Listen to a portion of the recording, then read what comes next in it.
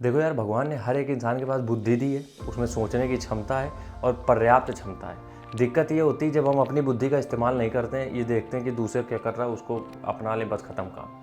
हो क्या रहा है आजकल, कंपटीशन तुम देख रहे हो कितना हैवी है, तगड़ा कंपटीशन है हर जगह। और ये जो कंपटीशन की भीड़ है, अगर इससे ऊपर निकलना है तो जाहिर सी बात है भीड़ से तो कुछ अलग करना पड़ेगा।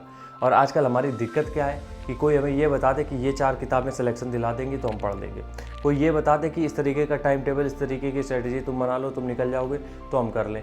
बस यहीं पे फंस रहे हैं लोग, यहीं पे फंस रहे हैं। क्यों? क्योंकि वो सब वही कर रहे हैं जो सब कर रहे हैं। अब किसी ने बोल दिया कि इस कोचिंग से ही सिलेक्शन होगा, टॉपर्स के इंटरव्यू क्यों लिए जाते हैं? या फिर हम ये कहें कि टॉपर्स के, एक टॉपर जब होता है उसकी 4 कोचिंग में बोर्ड क्यों लगे होते हैं? वो इसीलिए लगे होते हैं कि भैया हमने एक टॉपर बनाया है, आओ तुम्हें भी बना दें।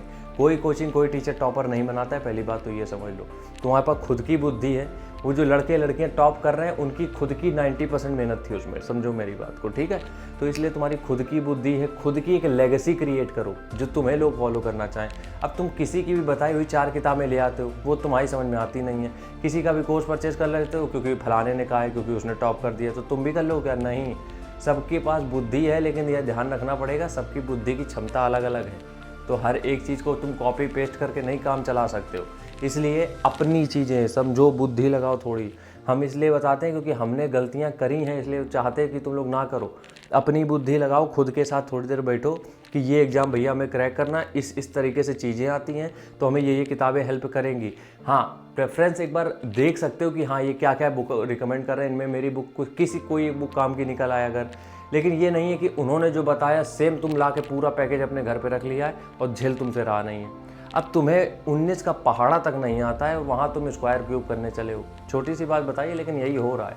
इसलिए जब भी तुम किसी भी एग्ज़ाम की तैयारी करते हो तो अपनी प्लानिंग किया करो, अपनी स्ट्रेटजी बनाया करो, अपना टाइम टेबल बनाया करो, अपनी बुक लिस्ट बनाया करो। जो हो वो अपना हो, जो हमें समझ में आए। ये नहीं कि जो सब समझ रहे हैं, जो सब समझ रहे हैं वो तो भीड़ में है ही, किसी का हो रहा सिलेक्शन, घंटा नहीं हो रहा। तो तुम्हें कुछ ना कुछ तो अलग करना पड़ेगा भैया। अपना कुछ टाइम टेबल क्रिएटिव बनाना पड़ेगा, अपने कुछ सोर्सेज अलग से लाने पड़ेंगे ताकि तुम वहाँ तक अच्छे से पहुँच सको। कहने का मतलब सिर्फ लास्ट में इतना ही है, भीड़ से ऊपर उठना है तो काम भी भीड़ से ऊपर वाले ही करने पड़ेंगे। अगर वही तुम 4 किताबें, 4 सोर्सेज जो बताए जा रहे हैं, जो टाइम टेबल बताया जा रहा है, वही फॉलो करते चले आ रहे हो, घंटा कुछ नहीं होना है, कुछ भी नहीं होना। यकीन मानो तुम तैयारी करते रह जाओगे बस। और ये बात बिल्कुल सच है। वो कहते हैं ना कि किसी ने कहा था कि हर एक बच्चा यूनिक होता है, ये बात गलत है, हम नहीं मानते।